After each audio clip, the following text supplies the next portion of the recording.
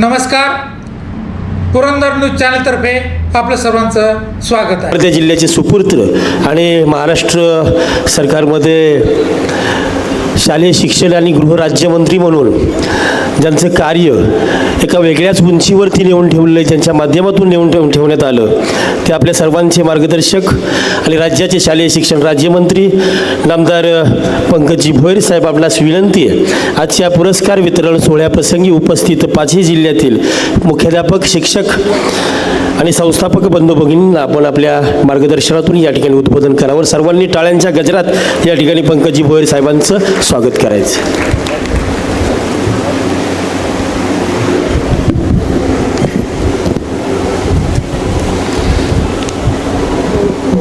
संत सोपान काका सहकारी बँकेच्या वतीनं आयोजित करण्यात आलेल्या संत सोपान काका सुंदर माझी शाळा अभियान, स्वच्छ व सुंदर शाळा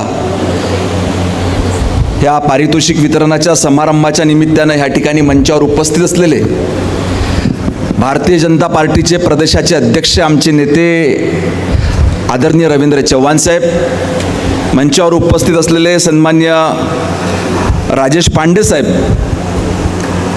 आमचे मित्र संजय काका जगताप यांना गोड धक्का देणारे माझे दुसरे मित्र सन्मान्य निरंजनजी डावखरे साहेब, मंचावर उपस्थित असलेले आपल्या शहराच्या प्रथम नागरिक तीर्थस्वरूप आनंदी काकी जगताप, ज्यांच्या पुढाकारातून आजच्या कार्यक्रमाचं आयोजन करण्यात आलं, ते माजी आमदार आमचे सहकारी सन्मान्य संजय काका जगताप, संजय दादा जगताप, या ठिकाणी उपस्थित असलेले राजेंद्र बाबू जगताप, सन्मान्य रमणिकलालजी कोठडिया, सन्मान्य दादासाहेबजी लाड, शिवाजीरावजी ढमढेरे, सन्मान्य शेखरजी वर्धने, सन्मान्य बाबाराजे जाधवराव, सन्मान्य विक्रमजी पावसकर, सन्मान्य गणपतरावजी बालवडकर, मंचावर उपस्थित शिक्षण क्षेत्रातले सर्व मान्यवर मंडळी आणि या ठिकाणी अतिशय पवित्र अशा कार्यक्रमात, पवित्र नगरीमध्ये पवित्र कार्यक्रमाला उपस्थित असलेले सर्व मान्यवर मंडळी, आपलं सर्वांचे ह्या ठिकाणी मनपूर्वक आभार व्यक्त करतो की मी माझ्या आयुष्यात आनंदीताईंनी मला विचारलं की आपण ह्या ठिकाणी पहिल्यांदाच आलात का, तर मी त्यांना सांगितलं की पुण्यात खूप वेळा आलो होतो, परंतु आज इतिहासात नाव असलेलं पुरंदर शहर सासवड नगरीमध्ये प्रथम येण्याची संधी संजय भाऊ आपल्यामुळं, आपल्या सहकाऱ्यांमुळे मिळाली, याच्याकरता मनापासून आपल्या सर्वांचे या ठिकाणी ऋण व्यक्त करतो। आज जी संकल्पना आपण साधारणतः 5 वर्षाआधी सुरू केली, त्या संकल्पनेचं गांभीर्य आणि महत्त्व लक्षात घेऊन राज्य सरकारनं आपली ती योजना स्वीकारली आणि संपूर्ण राज्याकरता मुख्यमंत्री माझी शाळा सुंदर शाळा ही योजना सुरू केली, याच्याकरता देखील आपल्या सर्वांचं मनापासून अभिनंदन करतो। आणि लवकरच या विभागाचा राज्यमंत्री म्हणून आमची सरकारची जी योजना सुरू आहे, त्या योजनेमध्ये आपल्या सर्वांच्या माध्यमातून सूचना मिळण्याकरता राज्य सरकारला आपण मार्गदर्शन करावं, असं राज्य सरकारचा प्रतिनिधी म्हणून मी आपल्याला या ठिकाणी विनंती करतो। या शहरामध्ये प्रवेश केल्यानंतरच ह्या शहराची सुंदरता त्या ठिकाणी लक्षात आली। मी काल माहिती घेत होतो की आपण ज्या भागामध्ये चाललो त्या भागाची खासियत काय, तर माहिती घेताना मला असं देखील मिळालं की भारतातलं सुंदर शहर म्हणून देखील आपल्याला या शहराला त्या ठिकाणी पुरस्कार मिळाला। आज ही आपल्या सर्वांकरता अतिशय अभिमानाची बाब आहे। राज्य सरकारचा राज्यमंत्री म्हणून काम करत असताना आपल्या या मंचावरून खरोखर आभार व्यक्त केलं पाहिजे राज्याचे मुख्यमंत्री सन्मान्य देवेंद्र फडणवीस साहेबांचं। याचं कारण असं की आपण अनेक वेगवेगळ्या भागामध्ये, वेगवेगळ्या क्षेत्रामध्ये देशाचे प्रधानमंत्री सन्मान्य नरेंद्रभाई मोदी यांच्या नेतृत्वामध्ये भारत देश म्हणून त्या ठिकाणी प्रगती करतो आहे आणि आपण त्याच पद्धतीनं राज्याचा जर का विचार केला तर आपलं राज्य देखील कुठेही त्या ठिकाणी कमी नाही। वेगवेगळ्या मोठ्या क्षेत्रामध्ये मोठी प्रचंड प्रगती आपल्या ह्या राज्यानं आदरणीय मुख्यमंत्री देवेंद्र फडणवीस साहेबांच्या नेतृत्वात केली। रविभाऊ, मी जेव्हा आपण सर्वांनी मला शिक्षण राज्यमंत्री म्हणून जबाबदारी दिली, राज्यमंत्री झाल्याबरोबरच शिक्षण विभागानं मला अमरावतीला एका बक्षीस वितरणाच्या कार्यक्रमाला त्या ठिकाणी बोलविलं। आता साहजिकच विभागाचा राज्यमंत्री म्हणून राज्यस्तरीय बक्षीस वितरण समारंभ अमरावतीला त्या ठिकाणी आयोजित करण्यात आला होता आणि मला निमंत्रित केला होता। कार्यक्रम होता बाल विज्ञान स्पर्धा।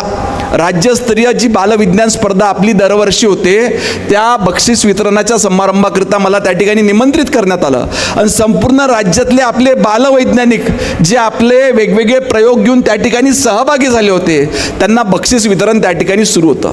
आमच्या अमरावती म्हणजे विदर्भामध्ये त्या ठिकाणी कोणी कोल्हापूर, कोणी पुणे, नंदुरबार, सिंधुदुर्ग इतक्या दुरून देखील त्या ठिकाणी संपूर्ण राज्यातले विद्यार्थी आले होते. साहजिकच पारितोषिक वितरण समारंभ सुरू असताना मी आमच्या विभागाला विचारलं की आपण कितीचं बक्षीस या विद्यार्थ्यांना त्या ठिकाणी देतो जे राज्यस्तरावर त्या ठिकाणी पारितोषिक आपण या ठिकाणी देतो आहे. आमच्या विभागानं सांगितलं की साहेब आपण यांना 5,000 रुपयाचं पारितोषिक त्या ठिकाणी देतो. अरे जे विद्यार्थी राज्यस्तरावर बालवैज्ञानिक म्हणून त्या ठिकाणी नावं घेतात आणि राज्यस्तरावर आपण त्यांना 5,000 रुपयाचं बक्षीस देतो, त्याच्यासोबत त्याचे शिक्षक त्या ठिकाणी उपस्थित राहतात, त्याच्या प्रयोगाचं काही साहित्य त्या ठिकाणी आणत असतो, अनेक वेळेस त्या विद्यार्थ्यासोबत त्याचे पालक देखील त्या ठिकाणी येतात आणि त्याच मंचावरून रविभाऊ मी घोषणा केली की येणाऱ्या वर्षापासून 1,00,000 रुपये बक्षीस त्या ठिकाणी बालवैज्ञानिकांना त्या ठिकाणी साधारणतः 60 ते 70 विद्यार्थी आपण त्या ठिकाणी निवड करत असतो आणि हे 60 ते 70 विद्यार्थी भविष्यात जाऊन ह्या राज्याचे, ह्या देशाचे वैज्ञानिक म्हणून आपली क्षमता त्या ठिकाणी सिद्ध करणार आहेत. ह्या 60 ते 70 विद्यार्थ्यांना जर का 1,00,000 रुपये आपण बक्षीस दिलं तर शासनावर बोजा कितीचा पडणार आहे? हार्डली 60 ते 70 लक्ष रुपयांचा. मी त्या ठिकाणी घोषणा करून टाकली, कारण मी नवीन होतो, जोमात होतो, जोशात होतो, माझ्याकडून घोषणा झाली. परंतु प्रत्यक्षात जेव्हा मी मंत्रालयामध्ये आलो, जेव्हा 15 दिवसांना फाईल माझ्याकडे सही होण्याकरिता आली तर विभागानं पुटअप केलं की 5,000 रुपयावरून आम्ही 21,000 करतो. मी फाईल वापस पाठवली. मी म्हटलं का बरं? मी तर घोषणा 1,00,000ची करून आलो आणि तुम्ही 21,000 का बरं करतायत? बोलले साहेब 5,000 वरून डायरेक्ट 1,00,000 कसं तरी वाटत आहे. मी म्हटलं का आपण चुकीच्या कामाकरिता देतोय? तर बोलले नाही साहेब 5,000 वरून एकदम 1,00,000 शक्य करणं शक्य नाही आहे. मी म्हटलं मला याच्यावर सही करणं शक्य नाही. मी फाईल त्या ठिकाणी वापस पाठवली. पुन्हा 10 दिवसानं फाईल माझ्याकडे आली, त्याच्यावरती पुन्हा 21,000 वरून 51,000 झाले. मी पुन्हा फाईल वापस पाठवली का मी 51,000 वरही त्या ठिकाणी सही करणार नाही, कारण विषयच तितका गंभीर होता. आपण ज्यांच्याकरिता हे बक्षीस देणार तो ते देशातले भविष्यातले बालवैज्ञानिक आपण त्या ठिकाणी घडवत असतो. मग आमच्या माननीय कॅबिनेट मंत्र्यांचा फोन आला, भोयर साहेब थोडंसं समजून घ्या, आपण आता 51,000 करू आणि भविष्यात लवकरच त्या ठिकाणी 1,00,000 काही कालावधीनंतर करू. मान्य कॅबिनेट मंत्र्यांचा फोन आला म्हणून मी त्याला होकार दिला. परंतु या राज्याच्या मुख्यमंत्र्यांचं मी अभिनंदन करेल की आम्ही त्यांच्या पुढे नवीन पुन्हा प्रस्ताव ठेवला की या बालवैज्ञानिकांना आपण पुन्हा कुठेतरी त्या ठिकाणी चालना दिली पाहिजे. आपण सर्वजण आणतो, आपण सर्वजण शिक्षण क्षेत्राशी निगडीत मंडळी या ठिकाणी आहेत. नंदकुमार सागर सर देखील आहेत. वेगवेगळ्या शिक्षक संघटना मला नेहमी त्यांच्या वेगवेगळ्या समस्यांकरिता भेटत असतात. परंतु अनेक वेळेस शिक्षक संघटनांनी अनेक वेळेस विद्यार्थ्यांच्या चांगभल्याकरिता देखील कामं केलेली आहेत.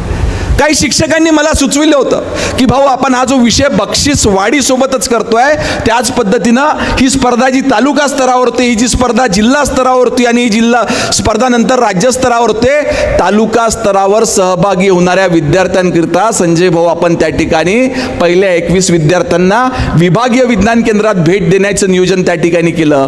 जिल्हा स्तरावर प्रथम 51 येणाऱ्या विद्यार्थ्यांना इस्रो सायन्स सेंटरला भेट देण्याचा शासन निर्णय आपण त्या ठिकाणी काढला आणि राज्यातले जे टॉपचे 51 विद्यार्थी राहतील त्यांना नासा अमेरिका या केंद्राला भेट देण्याकरिता माननीय मुख्यमंत्री महोदयांना विनंती केली.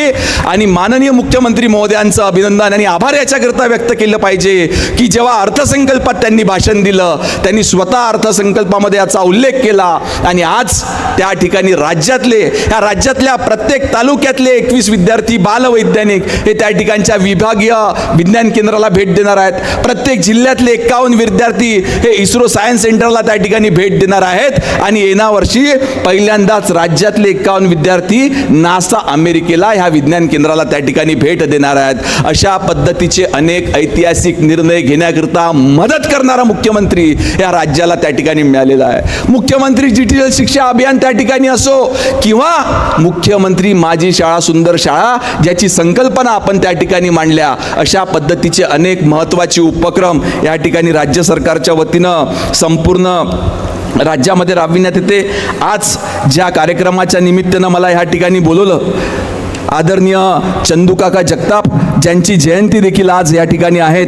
त्यांचं सहकार क्षेत्रामध्ये, शिक्षण क्षेत्रामध्ये प्रचंड मोठं काम होतं आणि त्यांचं काम पुढं नेण्याचं वारसा या ठिकाणी आमचे मित्र संजयजी जगताप यांनी घेतलं आणि त्यांना सर्व सहकाऱ्यांनी मनापासून या ठिकाणी सहकार्य केलं. याच्याकरता त्यांच्या सर्व सहकाऱ्यांचं देखील मी मनापासून आभार मानतो. आज फक्त एवढंच सांगू इच्छितो, कारण जास्त वेळ आदरणीय प्रदेश अध्यक्षांना यानंतर कोल्हापूर जिल्ह्याचा देखील दौरा करावायचा आहे आणि तितक्याच सक्षमतेनं देवेंद्रजींना आदरणीय रविदादासारखे सरदार, मजबूत सरदार मिळाले. त्याच्यामुळं भारतीय जनता पार्टी संपूर्ण राज्यभर इतकं प्रचंड मोठं काम त्या ठिकाणी उभं करू शकलो. आता योगायोग म्हणजे संजूभाऊ, तुम्ही ज्या जुन्या घरात राहत होते त्याच जुन्या घरात मी होतो. फक्त मी लवकर निर्णय घेतला, तुम्ही निर्णय घ्यायला वेळ लावला. या ठिकाणी आमचे मित्र बसले आहे, निरंजनजी डावखरे. तुम्ही सांगितलं का तुम्हाला गोड अनुभव आला, अजून कडू अनुभव याचा आहे. निरंजन भाऊ दोन्ही अनुभव देत असते, गोड अनुभव देते आणि कडू अनुभव येते. परंतु योगायोग आपल्या दोघांमध्ये असा की आपल्या दोघांची जुनं घर एकच होतं. आता आपला नवीन घरात प्रवेश झाला, मी अतिशय योग्य वेळीच प्रवेश घेतला, माझा योग्य वेळी निर्णय करण्यात आला. त्याच्यामुळं आज या ठिकाणी पक्षानं मला देखील संधी दिली. एक विभाग नाही तर 5 विभागाची जबाबदारी त्या ठिकाणी दिली आणि अतिशय चांगल्या पद्धतीचं सहकार्य ह्या पक्षातली वरिष्ठ मंडळी आपल्याला त्या ठिकाणी करत असते. जो आता लवकरच तुम्हाला आपल्या जुन्या घरातला आणि नवीन घरातला फरक त्या ठिकाणी जाणवेल. अतिशय चांगल्या पद्धतीचं मार्गदर्शन, अतिशय चांगल्या पद्धतीचं सहकार्य या ठिकाणी वरिष्ठांकडून मिळत असतं. फक्त एकच आहे की या पक्षामध्ये कामासोबत कुठलंही कॉम्प्रोमाइज त्या ठिकाणी होत नाही. कामामध्ये सतत त्या ठिकाणी आपण जिद्दीनं काम करत राहावं अशी विनंती मी आपल्याला या ठिकाणी करतो. आणि आपल्या ह्या अतिशय उत्कृष्ट अभिनव उपक्रमाला खरोखर मी मनापासून वंदन करतो. आणि याच्यामध्ये जे लोक सहभागी झाले, ज्यांना उत्कृष्ट पारितोषिक या ठिकाणी मिळणार आहे, आपल्या सर्वांचं देखील मनपूर्वक अभिनंदन करून माझे 2 शब्द संपवितो. धन्यवाद.